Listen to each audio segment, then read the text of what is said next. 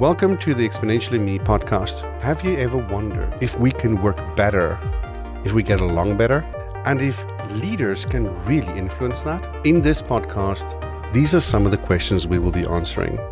We'll be talking to some amazing people from all around the world, not just thinkers on this, but the doers, giving you practical information that can make you a better colleague and even a better leader.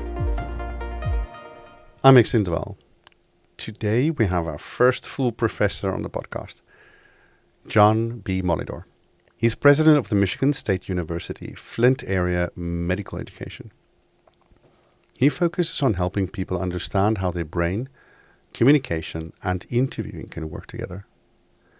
I first met John when I interviewed him as the president of the Global Speaker Federation, and I've been intrigued by his views on the human condition ever since. Well, Stephen Covey once said, "What you do has a far greater impact than what you say." We begin at the beginning by talking about how babies connect with people. This leads us to discuss facial expressions and the limits of video calling. We speak a lot about how brains are wired and what we can do to change that wiring, especially later in life. He tells us about how labels affect us and how we can avoid them. One of the parts of neuroscience I found especially fascinating was talking about the connection between the body and the brain. We finished by talking about intentionality and how important deliberate actions can be to us. Well, let's listen to Dr. John Molidor. The one thing I wanted to ask you, John, is if we say leadership is a relationship, what does that mean to you? So I'm going to go all the way back to when you're born. So from the moment you were born, your brain's been looking for wiring instructions, and those wiring instructions come from other people. And so literally from the moment you were born, you're starting to build relationships. It's also, as a side note, it's why if babies are not touched or handled or hugged, it creates some problems for them later on in life. So it's wired into you that we are social beings and that we need to be building these relationships. So don't have the relationships, pretty hard to lead. When we look at this, like the COVID lockdown and everything we have at the moment and people living in isolation, so if we have this need to connect and we learn from a very young age to connect, what do you think that has done to us during this lockdown period and all this isolation? Yeah, I think the sheltering has hurt us in many ways because your sense of wanting to belong is gone, because it is hard to touch another human being across the screen here. It's like we can't reach out, through our cameras and touch someone, although I suspect someday in the future maybe we will be able to. But you can't do that, so we lose that.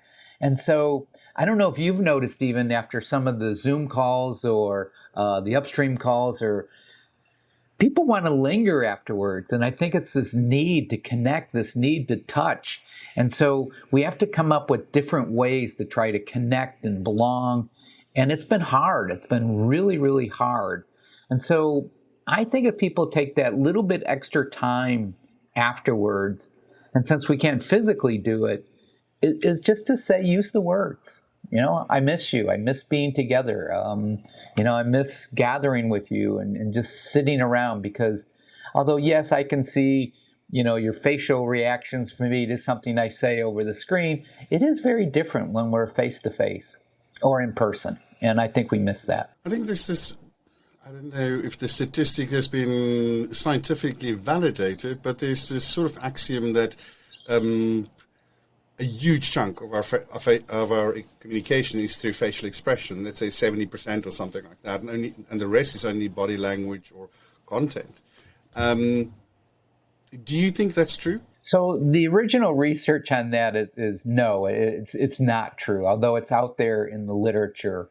And so what I would say, though, is that the brain will interpret visual image in like 13 milliseconds. It's such incredibly fast. So what happens is the visual cortex then gathers this information. They use it in very quickly to make decisions. That's why then you're reading cues, whether you read people's eyes or face or how they move their body. So your brain is really good at interpreting images, or you get it very, very fast. But in terms of then the communication, some of that research is pretty flawed. And 5% words, and what is it, 30% or 38%, blah blah blah. So it was really about likability versus a visual. But you interpret an image very quickly. The visual becomes very, very important. Do we interpret visual faster than auditory, for instance? Yeah, it's even faster than auditory, but your visual and auditory are the two main ones that you want to pay attention to, because they're what we would call high fidelity signals. And so pay very, very close attention to what's going on visually and auditorially. I think that might also explain why it's so difficult for us in this disconnected world. If we have this built-in need, and those releases of oxytocin sort of go for it, trying to connect, where's my relationship drug right now? I want a hug, and I cannot see your face properly, and I'm constantly straining to do both the visual and the auditory cues. I think could that explain why we're tired? Absolutely. And then let's say you add 10 more people or 20 more people to your call. And then you have to visually, you're scanning the different boxes and, oh, what's going on over here? Oh, look, somebody's cat just walked into the screen, or, ooh, what's going, I wonder what that is behind Eckstein, is that, what is that? Or you try to read, I don't know if you do this, if somebody has a bookcase behind them, I'm kind of checking out what they've read. I'm reading the titles of their book. And so you're but I've done this. Mine is blurred out, so you can't really see them. I know it's and so we see this stuff blurring out, and and it's like, so your eyes and brain and you're trying to process all this stuff. It's fatiguing. It's hard to keep doing it. Part of the reason is, and I'll say this first in layperson's terms, the brain is lazy. From a neuroscience term or perspective, the brain is always trying to figure out how is it going to budget its energy, and because it's wants to make sure it saves enough or has enough, and so it's always budgeting. And so we would say, when given a choice, most brains will do the least amount of energy, and yet here you are in a call.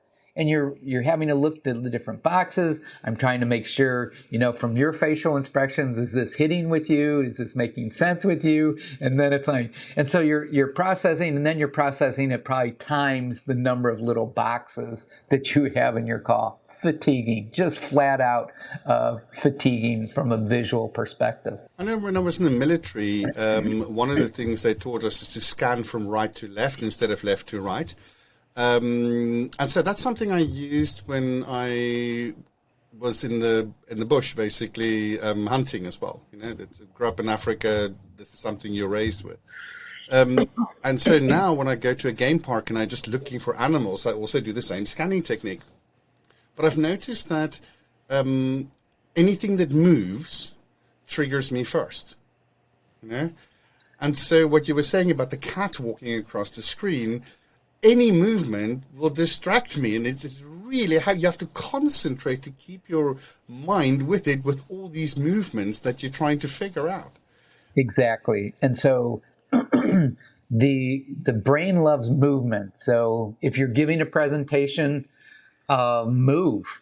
If you're putting something on a slide deck, use animation, move, because it will catch the eye.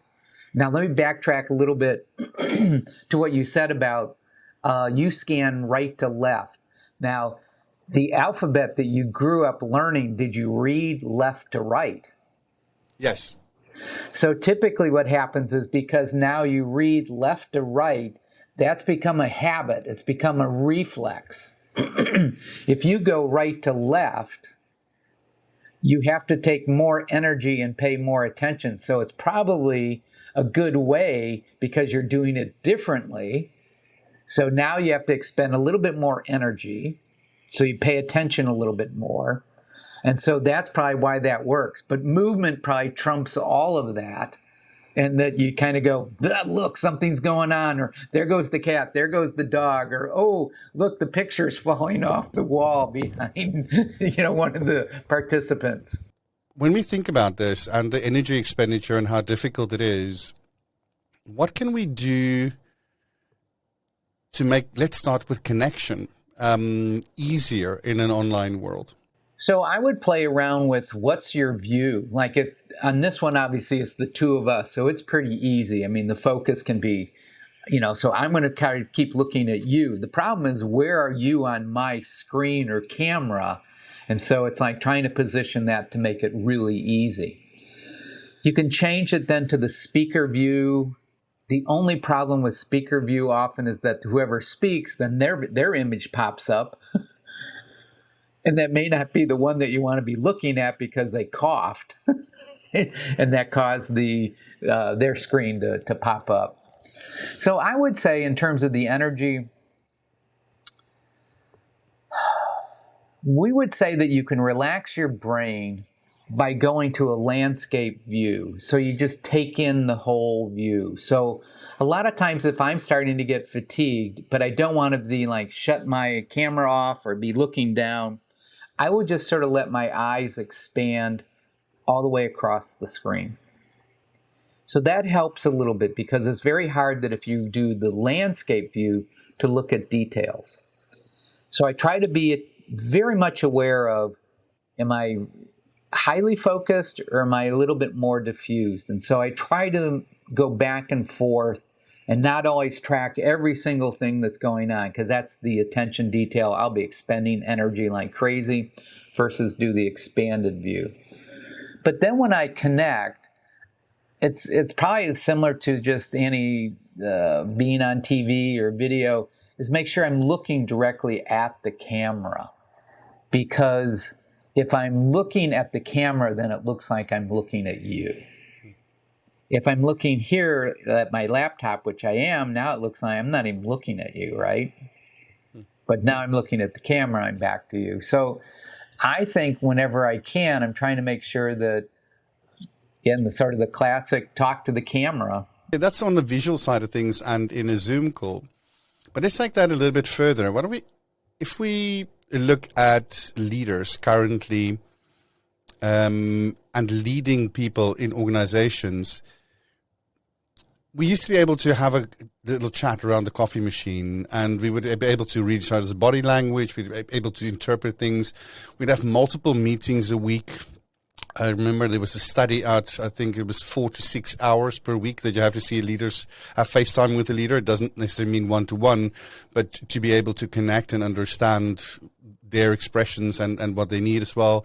And so, but from a leadership perspective, what can we do to help people to connect in our teams, in our organizations, to build those bonds even in a time of being digitally connected but physically disconnected?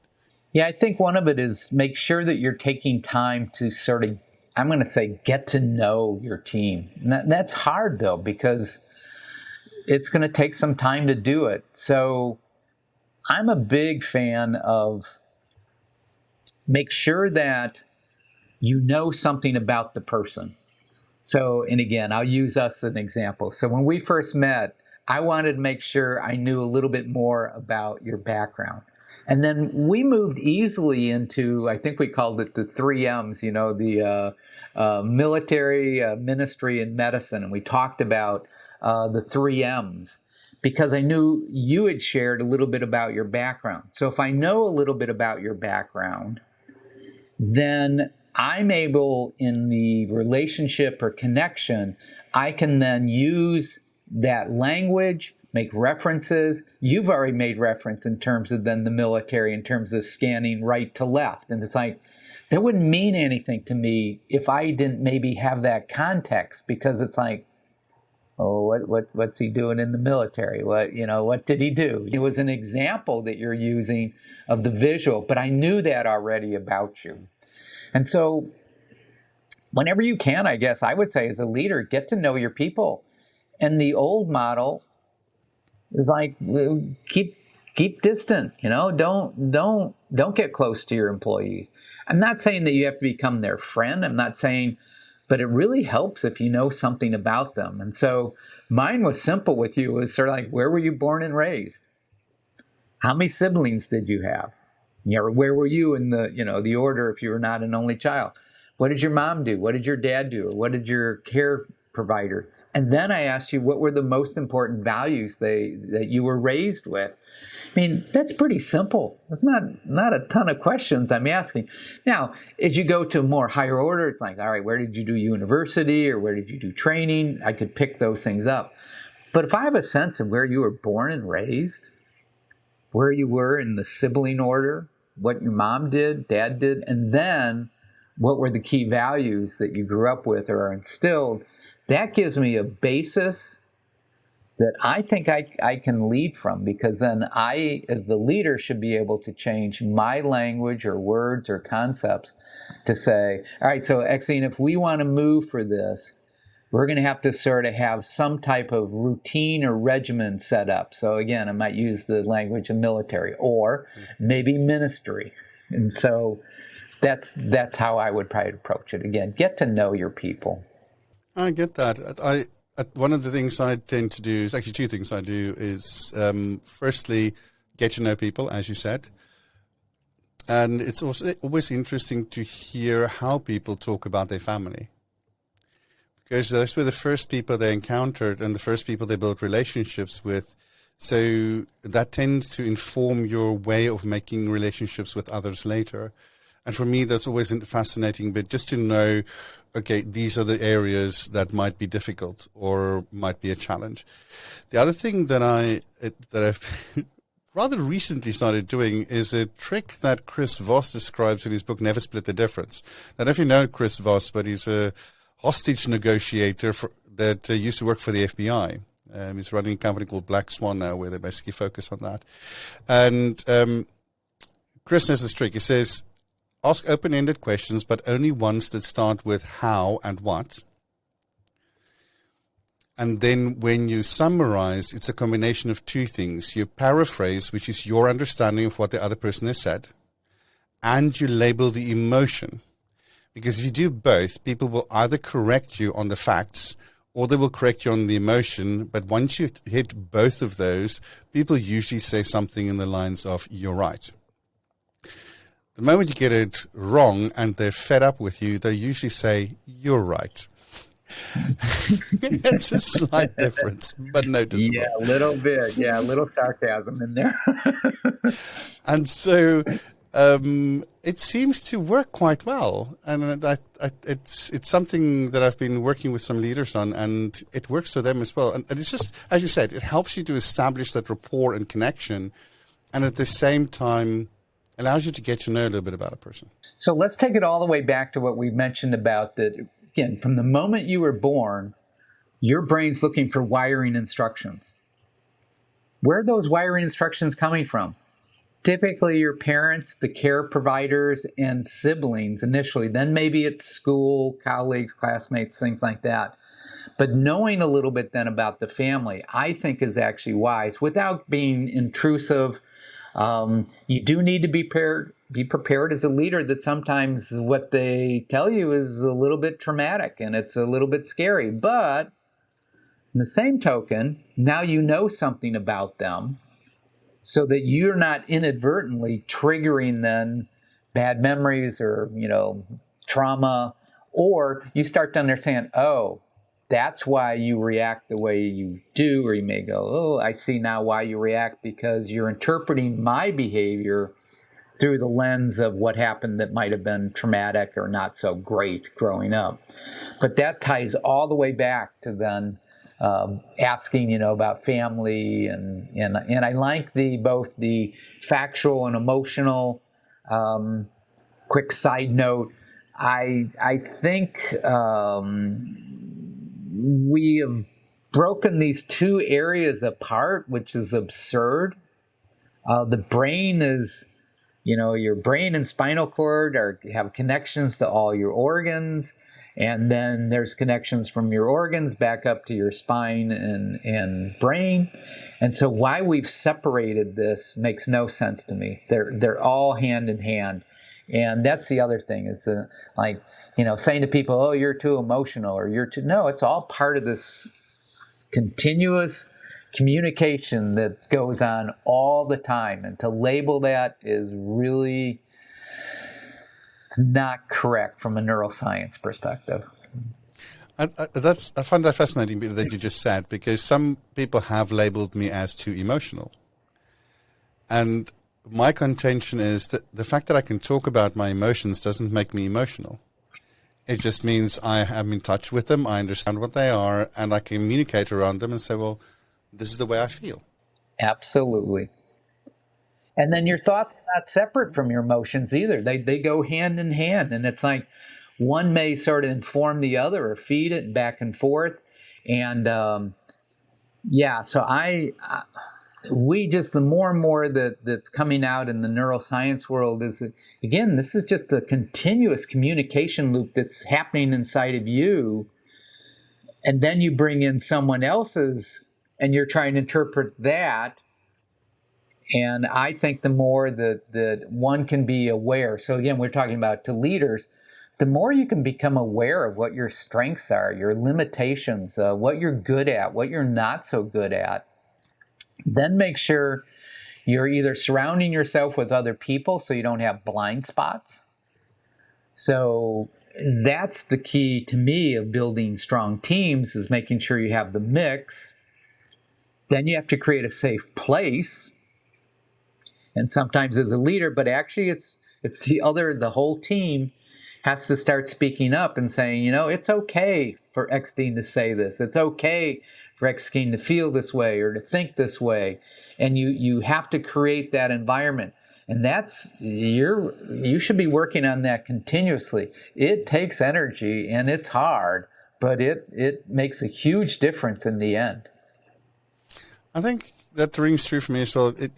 As a leader, you create the environment for your people to be their best selves. And if you're not focused on ensuring that environment, I think you're not just missing a beat, you're doing a disservice to the people you lead. But anyway, you're talking about the brain that keeps on changing and starts off when we're really young. But when does that stop? So what we know is that up to about age 25, the brain can rewire itself pretty easily. So we're talking here about neuroplasticity, the brain's ability to wire and rewire itself. So up to age 25, plus or minus a year or two. So it's not like, boom, you hit age 25. So on your 25th birthday, it's like, wham, a wall goes up. It's pretty fluid up to age 25. You can also see why kids can learn languages much easier when you're younger, because the brain's looking for connections. And we would say that the neurons actually sample other neurons to figure out what goes with what. Over time, then those neurons, the phrase that you hear in neuroscience is tuned and pruned. So they get wired tighter, and then if you don't use certain neurons, they get pruned away. After age 25, much harder then. It's going to take a lot more energy. And this becomes critical to be aware of. So we would strongly urge parents to give their kids as broad an education as possible, to get exposure to as much diversity as possible, because then that's the wiring that's going on. You also, again, I'm going to cycle all the way back to what we talked about. So if you were given a steady diet of conversations from your family, it's like, X-Dean, never trust anyone outside the family. Or X-Dean, government is bad. Government will hurt you. Or whatever. If it's that constant, over and over and over, it takes a lot as a kid to overcome that. Because that's your wiring instructions. You're going to take that into adulthood after age 25, and that's your belief. So we would then say, be willing to look at your beliefs, because you can rewire after 25. It's just certain things have to happen. And if the brain is lazy, again, sort of lay terms, it won't want to take the effort. So if you go, oh, I want to learn a new foreign language, well, you kind of have to go, well, how long is that going to take? How am I going to do it? What will be the outcome? And you might go, oh, that's going to take way too long. I don't think I'll do it. Or I have to go to university, or I have to do an online course. And it's like, I'm tired of being online. I don't want to do it online. So again, brain goes, let's not do it. Or the outcome, it's like, so what happens if I get this? And then the brain might go, well, there's an app out there that, so if someone says something in a foreign language, I just have to record it and then hit a button and it translates it for me. Well, maybe I don't want to do it. So the brain's always calculating and trying to figure this out. But after age 25, it's much harder. It's doable. So the saying, you can't teach an old dog new tricks, no, that's wrong. You actually can. It's just that you really have to make sure that you're aware that you want to make the change. You get a little bit agitated because it's hard, but then you want to focus in on doing it. You want to make sure you get rewarded. And then here's the thing that is surprising to me, because that's not what I was taught, is this actual rewiring. It occurs when you go to sleep. It occurs during sleep or rest. It doesn't occur while you're doing it. I always was taught that it occurs while you're doing it. Nope, later on. Why? Because the brain then has to process this, get rid of some of the junk in your brain when you sleep, and then do the neuroplasticity. So neuroplasticity actually occurs during your sleep or rest. I was wondering, so is that a panacea? Does that mean that we can rewire the brain completely? Technically, you can't rewire the brain completely, because there's certain things that aren't rewirable. You don't want your digestive system to be rewired every single day. You don't want your circulatory system rewired. So there's certain processes that are the same. But your thoughts, yes. We would also say you could never, we don't think that you can get rid of memories, but you can probably reduce any emotional load that's attached to memories, especially if they're negative. Say it's a traumatic type thing. You're probably always going to have the memory, but we could reduce the emotional load that gets attached to those memories. We could reinforce the positive ones. And so a lot of times people will revisit positive memories, and that's probably a good thing. They're locking in that memory. But in terms of a total rewiring, no, but yes, you can rewire. So if I were to teach, if you said I want to learn a new foreign language, you could do it. If you wanted to change a belief or a bias, yes. But depends probably how long that belief or bias has been there, with one exception. If you have a traumatic event, that tends to change things very quickly. So you see this, for example, someone has a heart attack, someone has a stroke. All of a sudden, their dietary behavior changes, their exercise behavior, because it's like it was so traumatic, if you will, it's gotten your attention and you've decided to make a change. But hopefully we don't have to have trauma all the time. And sadly, that's kind of what happens to a lot of people. They work, and then all of a sudden things go wrong. And they knew they should have balance. They should have good connection. So, yeah, you need to be aware of that. But yes, we can rewire, but not every single thing in that brain of yours. So there was a study done. It was the Netflix Babies, the episode 1. They're talking about this study. Actually looked it up. So it does exist. It wasn't just some or another claim. But I'm sure you know about it, where babies were looked at the age of 3 months, and they could distinguish individual features. And from about 9 months, people that were classified into groups. So when you look at the primary caregiver, it was an individual, and people that looked like the primary caregiver, but everybody else started being classified as a group. But that was also true for primates.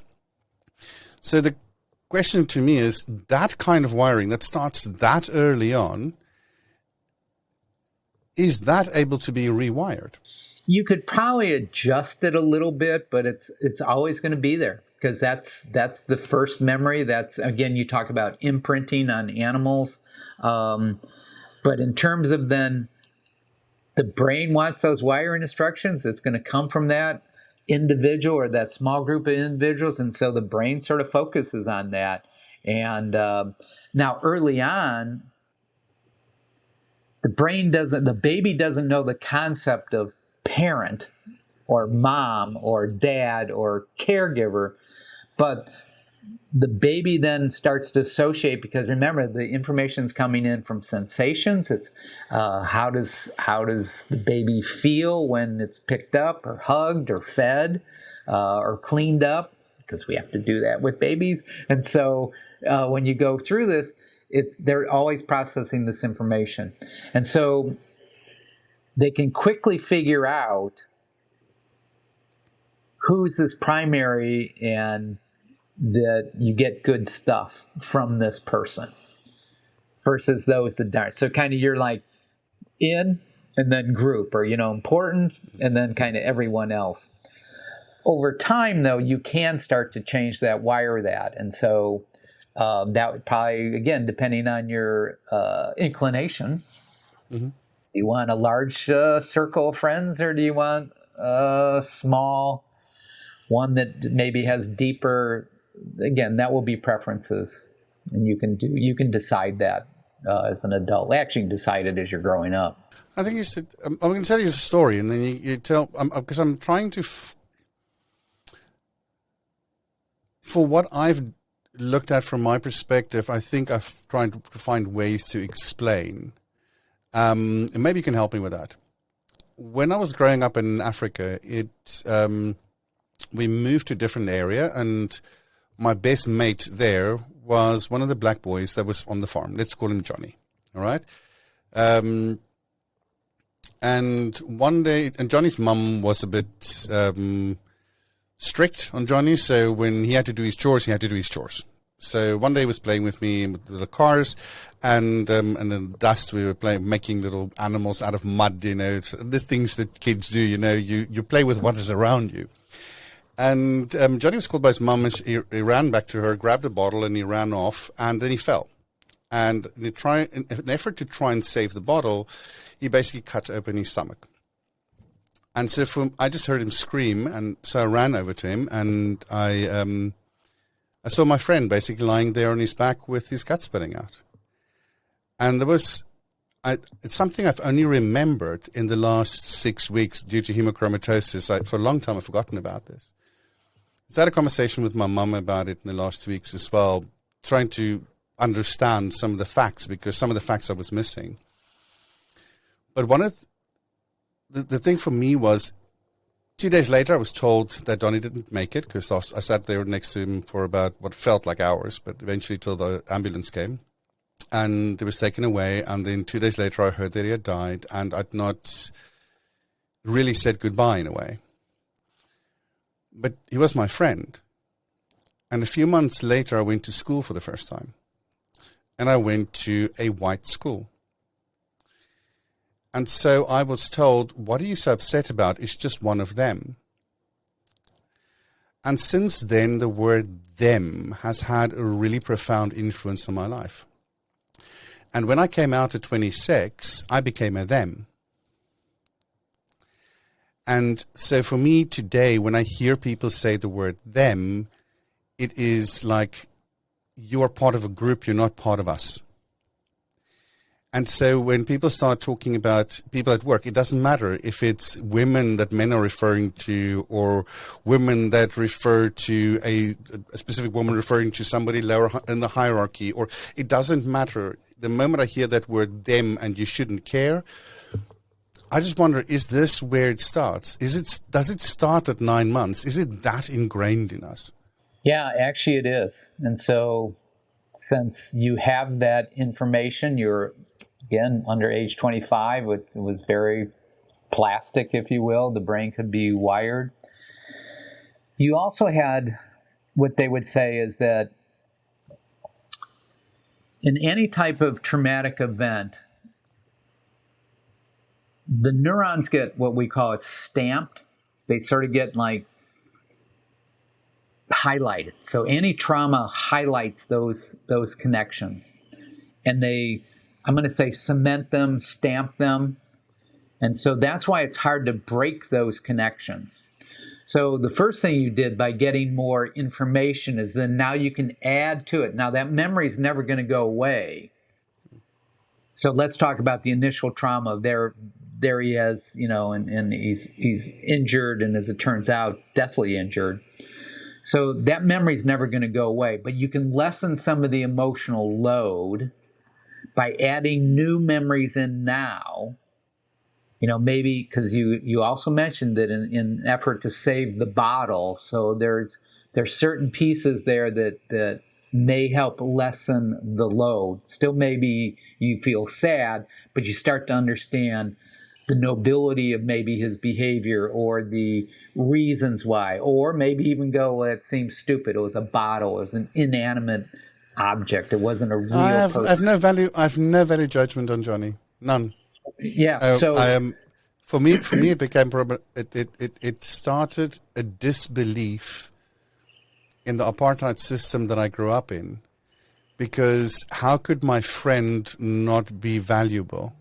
Right. So let me take it up to then. So then you find out he dies. You then go to school. So now your state is you've lost a friend. That's your mindset. You're grieving. And in essence, the classmates, through their words and language, or the people at school, basically tried to diminish or take away your strong feeling. And that created then a strong reaction on your part. It's like, not only no way are you going to do that, but then again, neurons got stamped with the word them, because that just sort of, it basically is trying to deny your feelings. It's like, he's not a them. He was my friend. And so the more you sort of look into what those words and connections, that helps then to figure out some of your own grieving, some of your own sadness.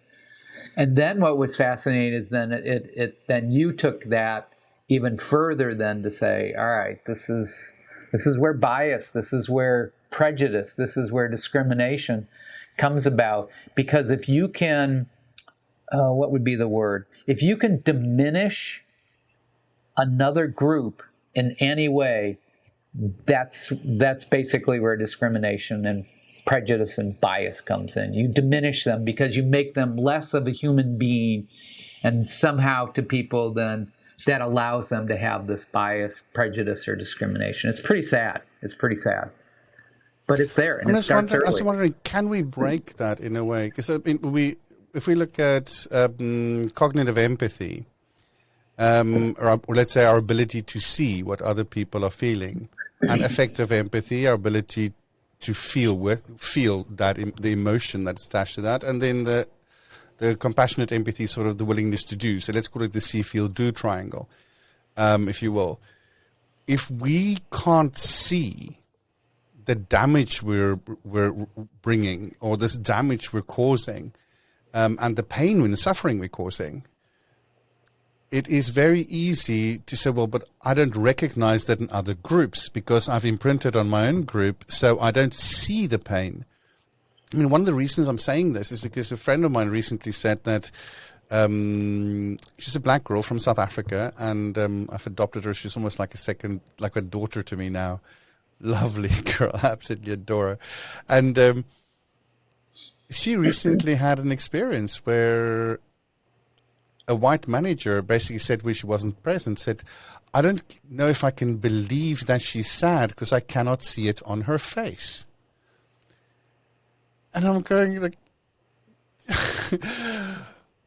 just because you're blind doesn't mean it takes the other person is not feeling the pain, you know?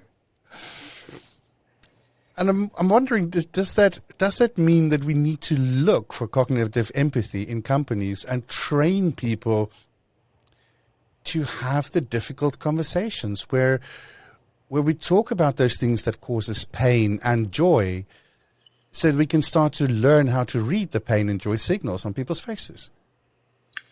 Yeah, so here's been my experience on this, and this is where it gets, I think, dicey. So if we take a team or a group in an organization, and then you have the thems or the minority, whatever you want to label, to try to speak up so that others can see or feel what's going on. The people that are in the minority feel very vulnerable. Mm. And then they worry that they won't be heard or seen. Or they worry that the people that are being told this will downplay it. Oh no, you're oversensitive. And so I think it's just understanding basic relationships. It's understanding that your experiences are very different than mine, and that where's the commonality? And sometimes having the outside consultant, the outside presenter can set the groundwork and then maybe invite people in. But you really need to create, as you know, a safe place for people to have an open, honest dialogue, because you have to overcome power hierarchies, status inequities, and all those come into play if we're trying to have an open dialogue. And so I think that's the biggest challenge of any organization, is how do you create that safe environment where there is an open, honest exchange, where you don't have somebody say, well, I feel this way, and not have somebody else go, well, you shouldn't feel that way. Or, I'm sorry you feel that way. Well, that's not, that's not helpful, versus now sometimes both sides have to work harder to either explain as well as to hear. But I think when you do that, you start to understand, again, you've heard the term recently, microaggressions. You start to understand that, we've sort of been insulting people all along. And then, as you rightly point out, someone hears this and they think, wow, I can't read I don't know when you're sad. Well, most of us would go, ask me. Precisely, yeah. Are you sad? I can't. I have heard saying, I always say, start with the facts. I am having a hard time reading you. Yeah. It's a fact. Tell me what you're feeling. Or, I sense that you're sad. I'm not, or I don't make the statement, you're sad. I sense, again, I make I statements. I sense that you're sad, or I'm struggling to read your emotions. Can you share with me what's going on? Mm. And so then it's to me, that's just sort of basic communication. And we sometimes take this leadership and move it into this big, massive thing, when actually it's kind of basic stuff. You want to know something? Ask them. Yeah. Ask, and then we'd say, shut up and listen, That's the other side of it, of course. Yeah. I think what for me was really interesting is, having grown up in Africa, I seem to be able to understand the pain on African faces better than most Europeans. Okay? Now that I live in Europe, it becomes sort of jarring. You can see it. In Africa, I never really noticed, because a lot of people around me grew up in a similar scenario. Because my nanny was black, so right from the get-go, you get that experience. But I couldn't read Chinese faces. Or Asian faces, Japanese, Chinese, Taiwanese, it doesn't matter. I just it's like a blank canvas. And so I went to Beijing for 10 days as an exchange program. And the time that I was alone, I actually spent it sitting next to the little lake in the middle of Beijing. Okay, I've got to figure this out. I mean, these people cannot not have emotions. That doesn't make sense. So I remember the first couple first two people that I started seeing something. Was a couple that was walking hand in hand towards me. And I went like, But where are all the cues? Where are the cues that says they're in love? I mean, they're looking at each other. Why can't I see they're looking at each other lovingly? What's wrong with me, you know? So I just kept on looking, and people were looking at me really strangely, because here's this weird foreigner sitting there staring at people, you know. But I learned so much in those few days, and one of the first things that I learned after sort of trying to look for love, because that was the one that I thought was the easiest one to try and find cues for.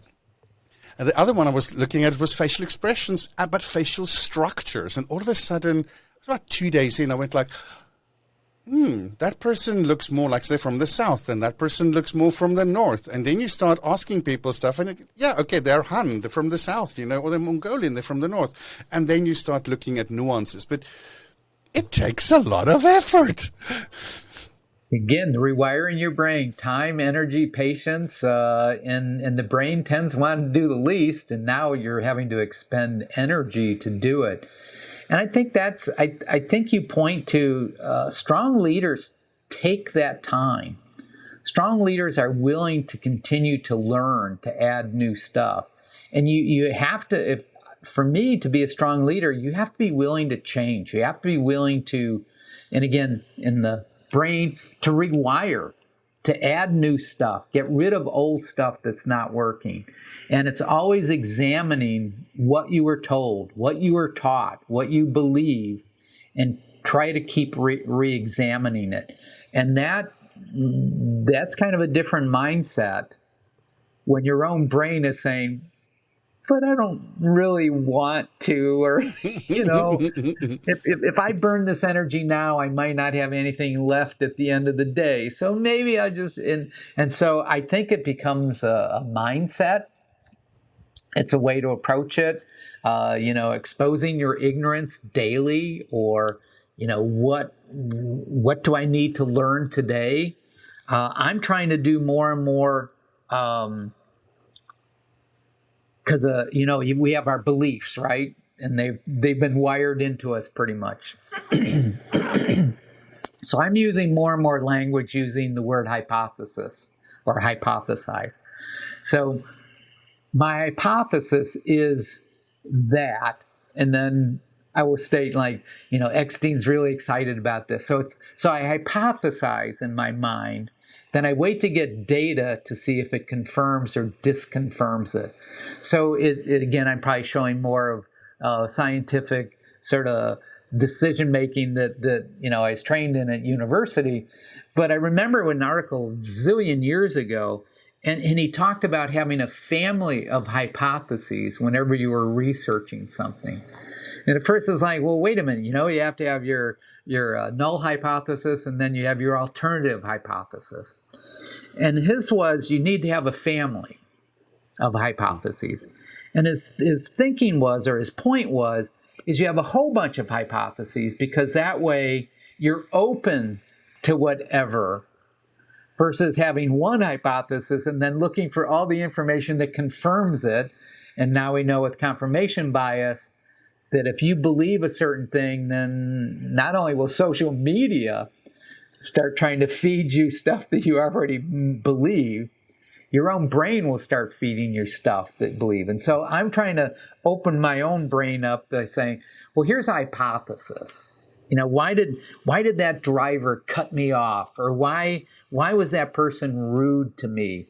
And so instead of then reacting right away, it might be, well, maybe something happened bad to them.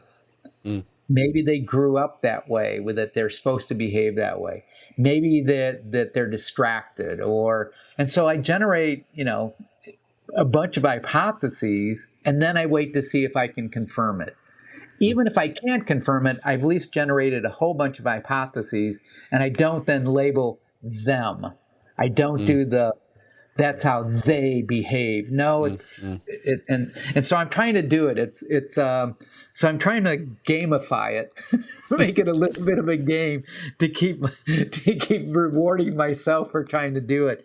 But even if I'm watching TV with Pamela, and I'm like, I'll try to predict what's going to happen. So my guess is, or my hypothesis is, da da da da da. And then typically, and that's what's nice sometimes about the TV shows, you find out if your hypothesis was correct or not. But that's good because now I'm getting that feedback in terms of later on. So anyways, that's something I'm trying to do in leadership roles or trying to guide. It's like generate a bunch of hypotheses. And he used the family because he said, if you have a lot of kids, you shouldn't have favorites. Well, we all have favorites, but you shouldn't have. I was the favorite in my family of 10. So yeah. But if you talk to every one of my siblings, they were the favorite, I was the eldest grandson, so and the eldest in my family. So I got favored in a lot of things, probably unfairly. And I can only say thank you. I can't change the history of the past, But I like the way that you say about hypotheses. I do something similar. It started for me from a different point, though.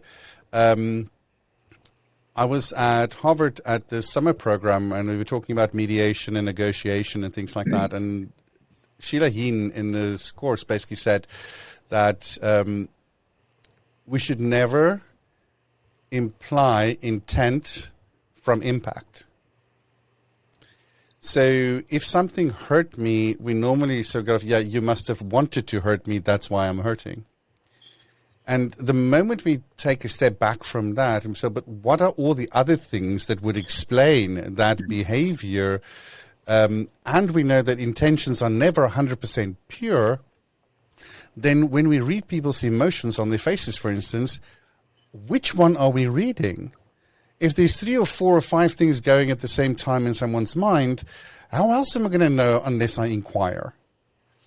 And so that started a similar process for me, that if something happens to me that I go like, you know what, they must have wanted to hurt me. On the one side, I will hypothesize. On the other side, I also ask myself, but is it important? Is it important enough for me to spend energy on this? Will it lead to some insight? Will I gain something from this? If not, how can I let go of it? Pamela and I do a similar thing. If we're like, so she's a surgeon, and I'm an emeritus professor, and we kind of sometimes, and then at some point we just stop and go, is this going to make a difference 7 years from now? And if the answer is no, let it go. If the answer is yes, though, then we will stay with it and work it through. But a lot of times you realize that you're being upset or discussions, it's more of, maybe you're just filled up with a whole bunch of irritations, and then one thing triggers it, and then you get at it, and it's like, so same thing. We're trying to will this make a difference 7 years from now? If the answer is no, drop it, forget it. Doesn't matter, And so I think it's important to have that you're always sort of looking at your own behavior. You're always trying to figure out how do we do things. So here's the thing that makes me kind of crazy. So people seem to be willing to change fashion, change their car, change their style. It's like, oh, this fashion's out of date, so I'm going to update my fashion look. Or for men, it was like size of collar or ties, or again, the on jackets, whatever. Why don't we have a similar thing when it comes to our thinking? Why don't we sort of go, that thinking's out of style, it's out of fashion, and I need to upgrade or update or change my thinking.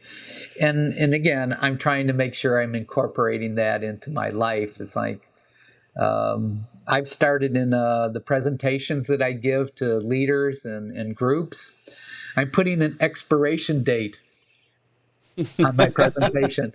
So I have like a little bottle of milk, it's the Dr. Molidor brain elixir, and I put an expiration date on it. And it basically says this content's good for X number of years, and then, you should throw it out. Or it forces me to keep updating the information. And it keeps, I keep looking at, is this true? Is there research? Is there data? And if there isn't, then I try to be very clear is that this is my belief or my experience or my opinion versus data has shown or research has shown. And then, if I talk about that. I think it's the same thing. I like to look at the data. I like to look at the data, and then sometimes you have to hypothesize because there's no research being done yet in something that might connect things. And go, what if this is true? Could we do something with that? I think it's it's an interesting expiration date. So let's talk about expiration dates. 20 years ago, actually no, 30 years ago, when I first went to university, oh God, I feel so old now. We've already talked about things like elements of Jungian psychology. That's 30 years ago. The field of psychology has moved so much in the last 20 years, and especially in the last decades, with the advent of big data and meta-analysis and stuff. It has become so interesting. Yet, in business, we still hark back to theories that go back to Jung and classifying people into 4 colors. I don't understand that. Do you think four categories of people, or maybe add another 8 in every 4, and so what do you end up with, like 32 or something? What do you think of these kind of systems in ways of teaching people or helping people? So here's my thinking on that. Jung, first of all, I think was a genius off the charts, probably way, way ahead of his time. If you've ever read his stuff, I'll speak for myself. It's incredibly dense. It's like I could reread sometimes the same page 15 times and not be any clear. I mean, he just packed so much in. If we try to teach people some systems, some readily, maybe memorable systems, I'm okay with that. But it's just like, but they're systems. It's a way to think about something. Where I get a little crazy is that then I go, well, so Eckstein, you're an introvert, so therefore you are going to have a hard time speaking in front of crowds. It's like, really? It's like you can't, in that case, you can't put people in a box and say, well, then you can't be anything outside of that box. But if it helps one think about themselves and others, again, in the hypothesis way, or, wow, Eckstein was raised that you should be, as a kid, he was told kids are to be seen but not heard. Or Eckstein was told, would just go off in the corner and read and be by yourself, Okay, then maybe I get some understanding of you and myself, but I don't want to then say it's predictive of all your behavior. So that stuff makes me crazy when they put them in boxes and takes away their humanity. It becomes, as you said, the brain's lazy. So what I see a lot, people go like, oh yeah, he's red, he is, and then creates a them category called red, and everybody that's red is in that category, and if I'm blue, the red people and I will never get along, and I'm going like, you've just missed a plethora of beauty by just looking at a color. I mean, it's these things really still have a place in our society. Yeah, and so let me go to what you had said about, you look at business and what they've done. Psychology has changed enormously. So here's one. You see it in all these leadership courses. They say that basically you have 3 brains. You have a reptilian brain, you have an emotional brain, and you have a thinking brain. This is so wrong. It is so wrong, because remember we talked about the brain, the spinal cord, the organs, the connections to and from. So, I mean, that's your entire nervous system. No, we don't have three brains. And yet, if you take leadership courses, they talk about, oh, we have to be aware that if the emotional brain is overwhelming the rational or thinking brain, you'll have problems. And no. And yet, so here you have, and this is true of many areas, it's not caught up with the real data, the real research. Three brains probably came about, I think it was in the 60s. They were looking at human brains and animal brains, and they had a microscope. They were looking at, cells, under a microscope. Well, let's just say the technology has advanced quite a bit from having a microscope. And so in similar ways, again, exploration, we need to be updating stuff. We need to be throwing some of the stuff out.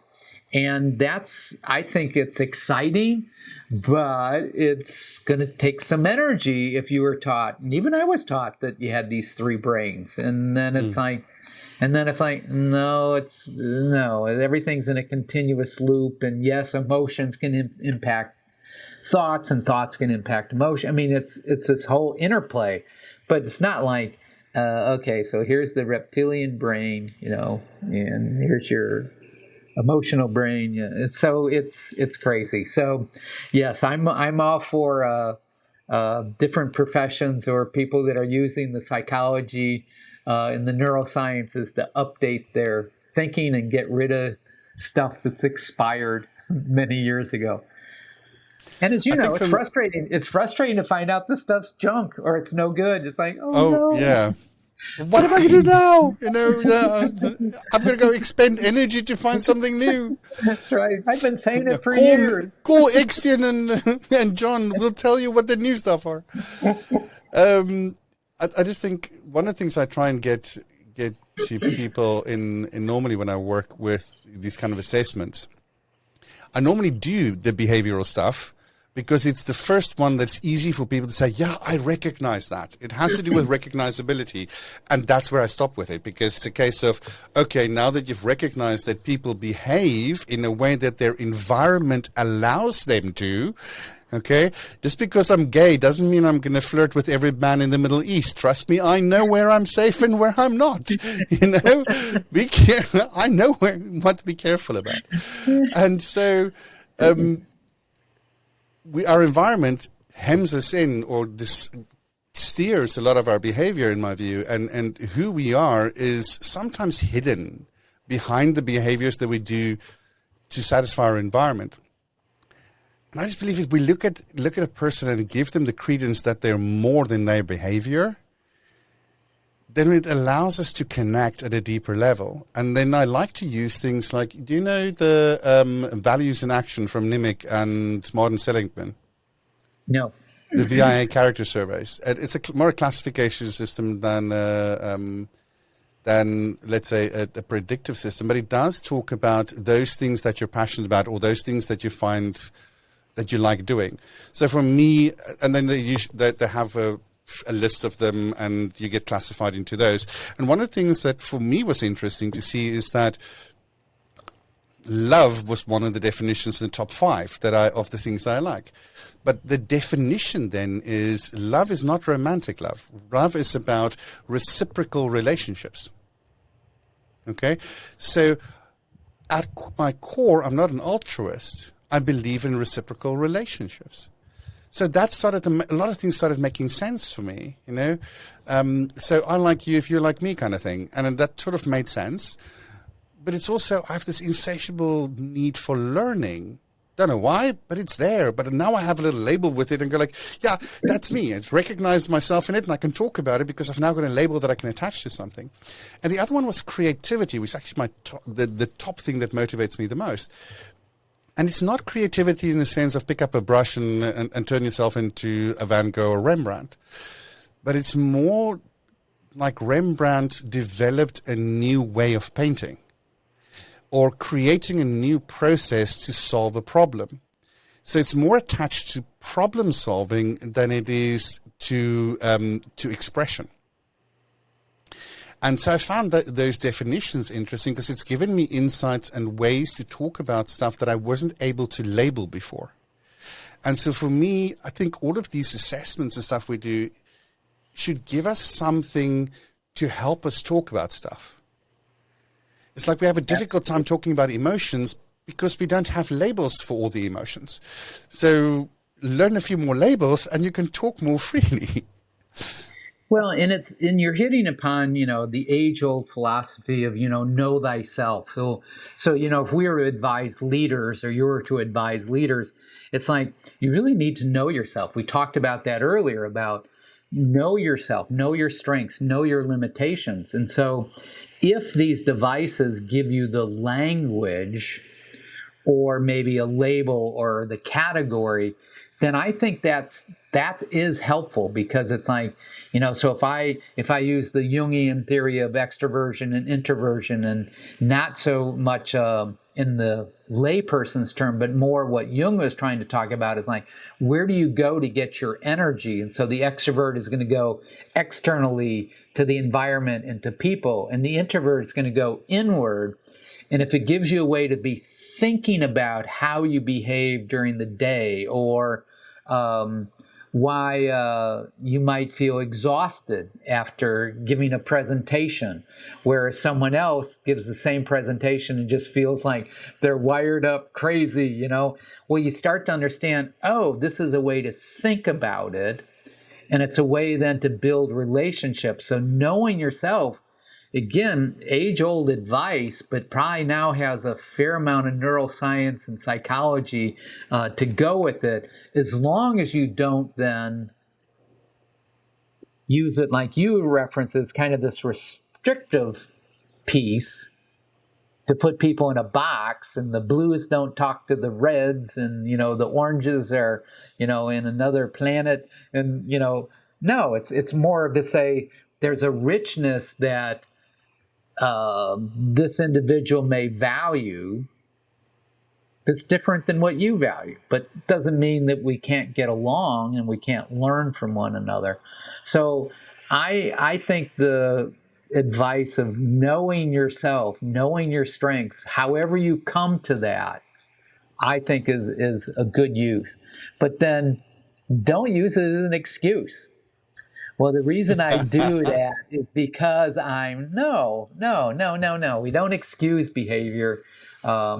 We maybe try to explain it and understand it, but not excuse it. I think that's one of the reasons why I like to talk about the things that get people excited more than the things that get people upset.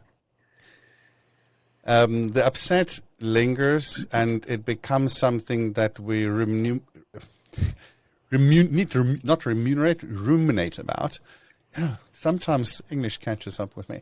It's what happens when it's not your first language. Yeah. And we could enumerate about that a little bit.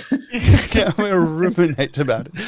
And so you chew on this again and again, and so these negative thoughts start ruling your life.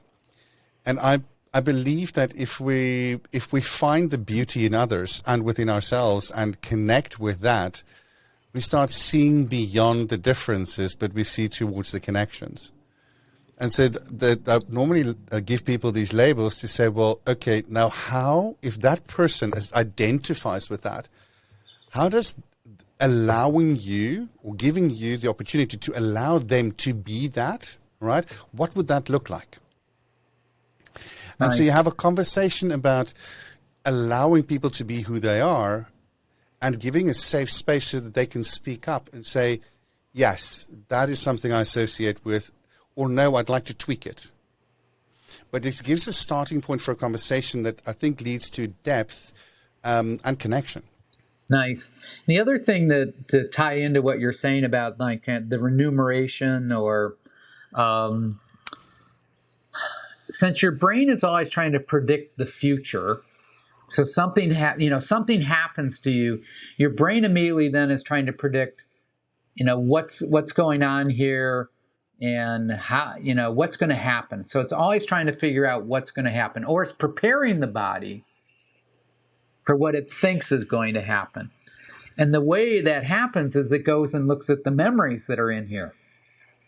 So one of the things that we would say, if you want to change behavior, you need to add new memories, because then they become part of the system that when something happens, the brain's going to prepare. It looks at now the new memories as well as the old memories.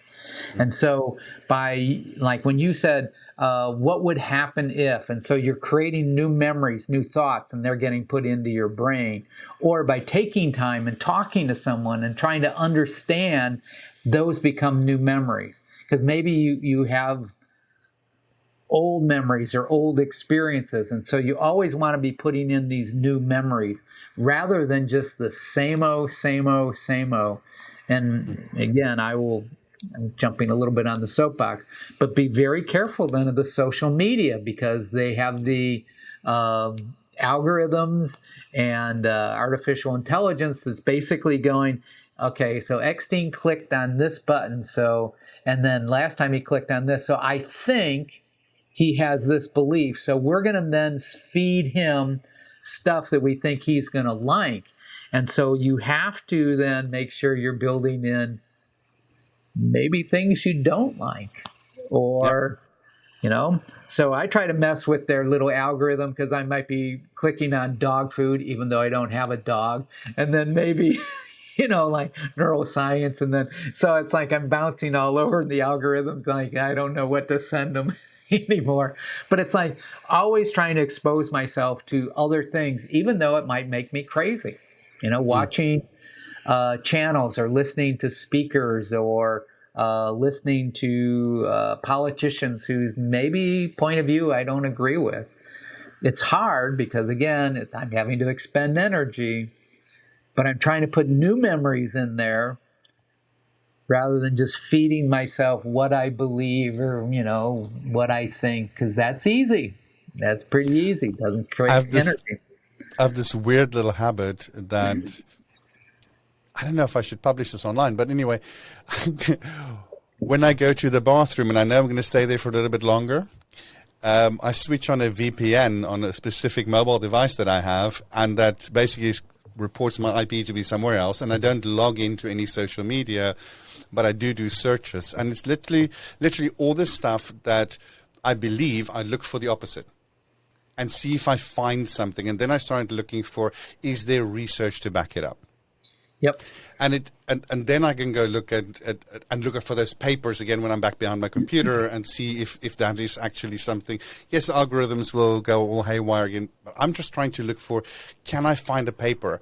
And if I find one paper, can I find multiple papers? And are they recent, And so you find stuff sometimes. I mean, one of the things I found this past week, let me just quickly scroll through here because I want to tell you this.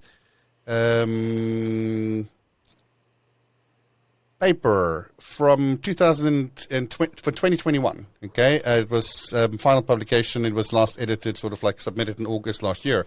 But it is storytelling increases oxytocin and positive emotions and decreases cortisol and pain in hospitalized children. I'm going to myself, storytelling now is the panacea for a lot of stuff, But it is an interesting perspective. So the thing I've started to do, or I actually have done this for a long time, because it's when I hear, and again, I'll refer to leaders and speakers. Those are sort of two groups that I interact a lot with, and even healthcare, is when people say stuff and that it's just not true. So I've gotten in the habit of trying to remember their phrase or their statement, and then I put it into Google and I put false or myth or not true, or I even go to scholar.google and put those in. And it's amazing how people say stuff that's just not true. You mentioned the storytelling. So I've been working on what speakers have to do, leaders have to do if they want to be an effective teller. So here's the thing, which is fascinating, which now ties into what you just talked about. Effective storytelling, first you have to have some cortisol released in your audience's brain. And so you have to have a little bit of this agitation, or anticipation. So, it's like a speaker, a politician, and a minister walk into a bar, and it's like, oh, okay, all right. And then the oxytocin has to be released. And so you have to have some type of connection. And then dopamine has to be released. And then epinephrine. So I'm calling it code. Know your code. And so it's cortisol, oxytocin, dopamine, and epinephrine. And if you like adrenaline, it could be coda. You could change that for epinephrine if you wanted. Code or coda. And so it doesn't surprise me in terms of the storytelling of then reducing pain or having an impact. Or remember it was hot a number of years ago of using humor to reduce, especially in cancer patients. Giving a steady dose. Why? Because then you found that laughing and humor was releasing, endorphins, and then so it's all this interconnected, continuous stream of communication between the brain, the spinal cord, and the organs. And so, yeah, it's pretty wild stuff. But yes, I love. I think we should have a speaker's myth builder. I think we should have or myth buster. I think we need a leadership, myth busters, and we should put a lot of stuff that leaders and speakers and people of power say that we go, that's just a crock. Yeah. Strangely enough, talking about that, I'm actually researching now for a book. I'm calling it Leaders, CEOs or Leaders, Myths, Monsters, and Gods. Nice. And some of the myths is about, Mythbusters. What do people believe about leadership, both leaders and people that are not in leadership positions, about leadership? Yep. And that's not true, or may not be true anymore. Yep. And what is it like to work for a real monster? So I'm busy setting up a survey at the moment, specifically for assistants and virtual assistants, to tell me their stories of the monsters they've worked for before. Completely anonymous, of course. It's about the story gathering, and then try and see, can we explain those monsters and the impact that they have? Yeah. Yep. It's fascinating so far, the stuff that's coming in.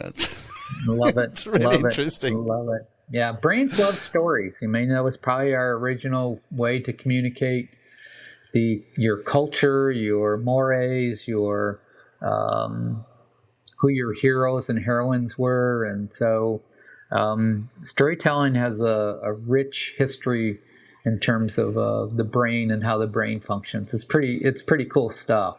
And what I'm loving more and more is it feels like the neuroscience is catching up now with a lot of stuff. As simple as so Eckstein, why'd you make that decision? And you tell me why. I just had a gut feeling. Well, now we know there's actual neurons in your gut, your intestines, and it's like, oh, maybe we've sort of caught up to what's in the language that people use. I had a gut feeling, Why'd you why did you think this wasn't safe? It was like, something was whispering in my head, be careful. Well, that was probably then, the adrenaline in terms of the fight or flight and preparing the body for something. And then the other one, as we sort of hit upon this, we would also say is that too much of some of these neurotransmitters and neuromodulators is bad. And so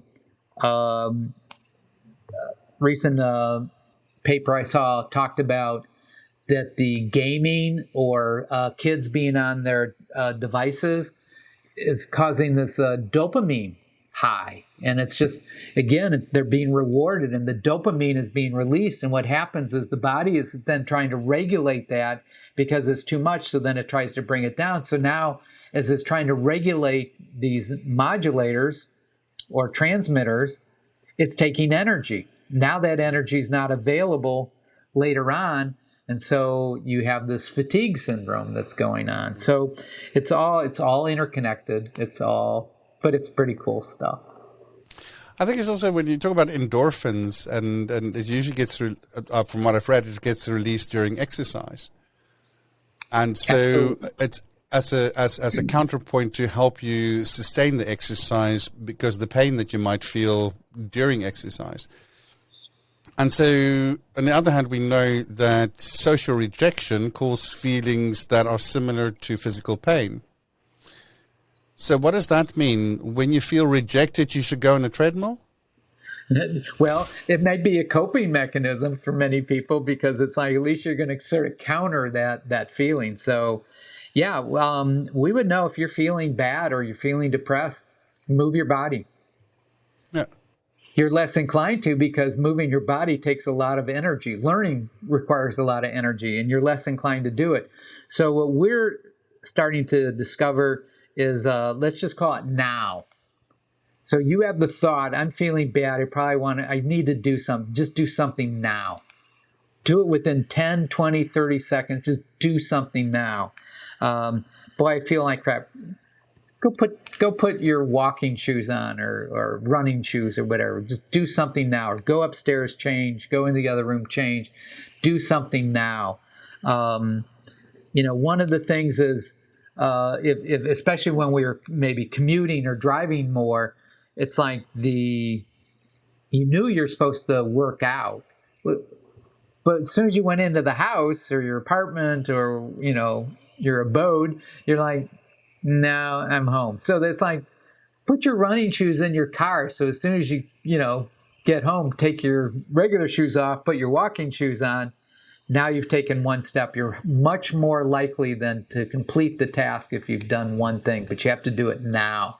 Because if you wait, the brain's calculating how much time is this going to take.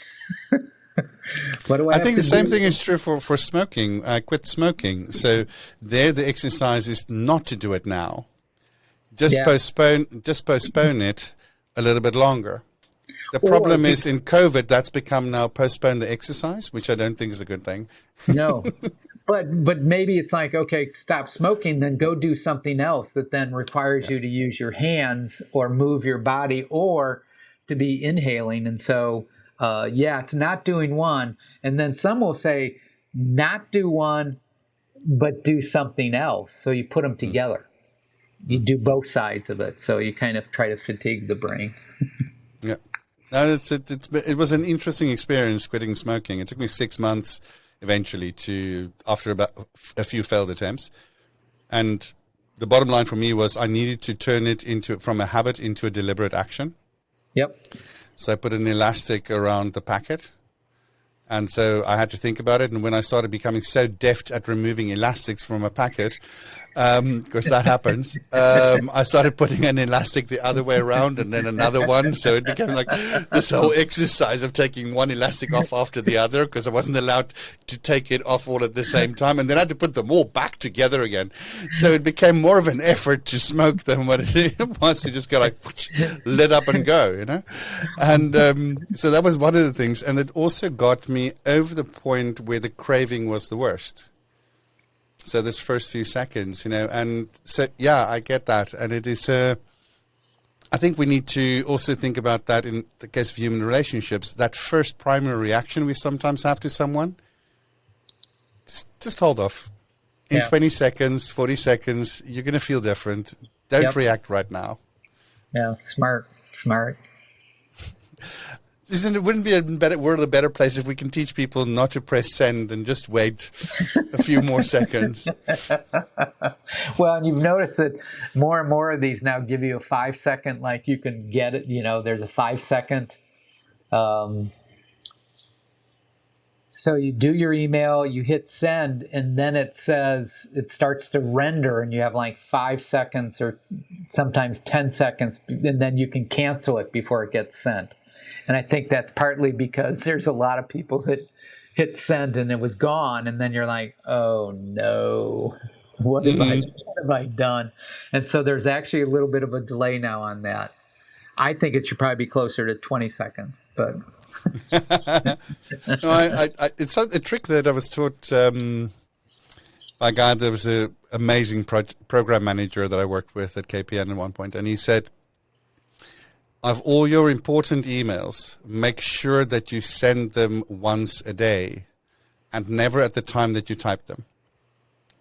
So he would have emails open in front of him, 5, 6 emails, the most important emails for the day, and he would just have them open and then work on them. So he always makes sure that they're crisp and clear and that they only say what is necessary. So they leave very little room for interpretation, but at the same time allow for clarity and for action. Nice. And so when I implemented that, this is also a structure that he used in that as a standard structure, obviously deviates from it. That's why there's a rule sometimes. When I started using that, I went from over 260 emails a day that was coming into my mailbox to less than 40. Nice. And I went like, okay, where do I spend the energy? On reading the replies or making sure that what you sent is proper? And sometimes I forget that. Interesting. So, John, I think we've spent a lot of time today, and I really enjoyed our conversation. But both of us have something else to go and do after this, I think. So, I think you should go say hi to that lovely wife of yours. Will do. And I would like to thank you for being here today. I really enjoyed our conversation, as always, and thank you for taking the time. Well, thank you. And I love talking with you, and you expand my brain and make my brain think and rethink, and that's always a good thing. So thank you for that. And thanks for hosting me today. And have a lovely day. You also, and we will talk soon. I think what I found interesting about this discussion with John was that cutoff around about 25 years of age. I finally came out when I was 26. I think it's because I realized at that time that who I was not going to change. I was just wondering, how much are we actually influencing people around us that they have to carry that with them the rest of their lives? I mean, when we're going into work in our early 20s, how much of that relationship burden we get saddled with are we going to be stranded with when we're over the age of 27? And how are we going to deal with it now with a pandemic being rampant and we're not really getting that personal interaction?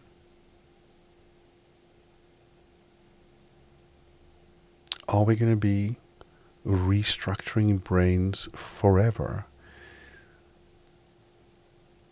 And could we use neuroplasticity, even if we have to push it to the limits, to reconnect as people? Well, I know from personal experience that after my PTSD in the military, it took me a while to get back to connect with people. And I now know that it's possible, but it takes a lot of work.